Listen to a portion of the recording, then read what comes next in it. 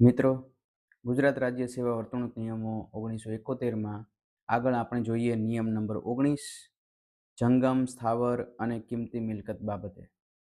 દરેક સરકારી કર્મચારીએ કોઈ પણ નોકરીમાં અથવા જગા ઉપર તેની પ્રથમ નિમણૂક થયે તેના પોતાના નામે અથવા તેના કુટુંબની કોઈ વ્યક્તિના નામે અથવા અન્ય કોઈ વ્યક્તિના નામે તેને વારસામાં મળેલ તેવી મિલકતની પટ્ટે અથવા ગીરોથી તેણે સંપાદન કરેલ અથવા ધરાવેલ સ્થાવર મિલકત સંબંધિત પૂરેપૂરી વિગતો આપતું સરકાર ઠેરવે તે નમૂના પ્રમાણેનું તેની સ્થાવર અસ્કયામતોનું પત્રક રજૂ કરવું જોઈએ. દરેક રાજપત્રિત સરકારી કર્મચારીએ તરતના અગાઉના વર્ષના ડિસેમ્બર મહિનાની 31 તારીખે પૂરી થતી મુદ્દતને આવરી લેતા દરેક વર્ષના જાન્યુઆરી મહિનાની 1લી તારીખે સરકાર ઠેરવે તે નમૂના પ્રમાણે માહિતી પૂરી પાડવી જોઈએ. દરેક બિન રાજપત્રિત સરકારી કર્મચારીએ 58 અથવા 60 વર્ષ સુધીમાં 5 વર્ષના પૂર્ણ ગુણાંક હોય તેવી ઉંમરે એટલે કે 25, 30, 35 વગેરે ઉંમરે તે પહોંચે તે દરમિયાન દરેક વર્ષના અંતે માહિતી પૂરી પાડવી જોઈએ.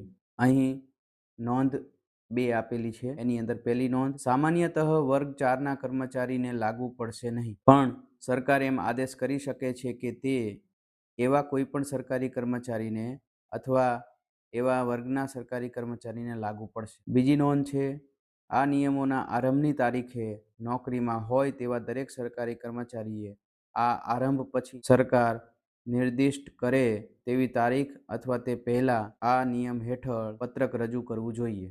કોઈ પણ સરકારી કર્મચારી નિયત સત્તાધિકારીને અગાઉથી જાણ કરાઈ હોય તે સિવાય કોઈ પણ સ્થાવર મિલકત તેના નામે કે તેના કોઈ પણ કુટુંબીજનના નામે પટ્ટા, ગીરો, ખરીદી, વેચાણ, બક્ષિસ અથવા બીજી કોઈ પણ રીતે સંપાદિત કરી શકશે નહીં કે તેનો નિકાલ કરી શકશે નહીં.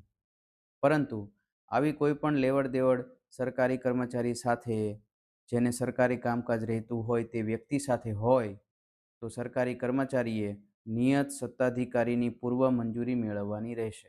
આભાર.